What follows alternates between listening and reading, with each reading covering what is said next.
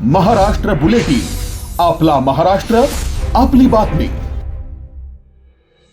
नाशिकच्या अंबड परिसरात माणुसकीला काळीमा फासणारी घटना उघडकीस आली आहे। नोकरीच्या शोधात शहरात आलेला एका 19 वर्षीय तरुणाने ज्या नातलगांनी त्याला हक्काचा आसरा दिला त्यांचाच विश्वासाला तडा देत विवाहितेवर अत्याचार केल्याचा संतापजनक प्रकार उघडकीस आलाय।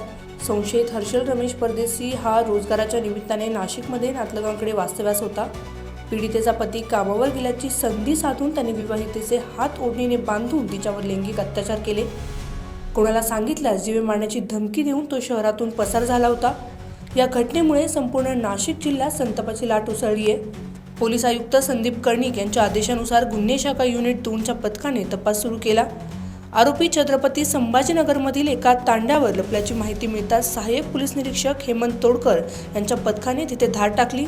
पोलिसांची चाहूल लागताच हर्षलने पळून जाण्याचा प्रयत्न केला, मात्र पथकाने झडप घालून त्याला जेरबंद केले।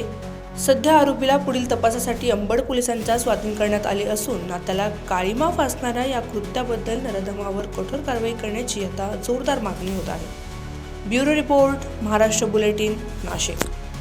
महाराष्ट्र बुलेटिन, आपला महाराष्ट्र, आपली बातमी।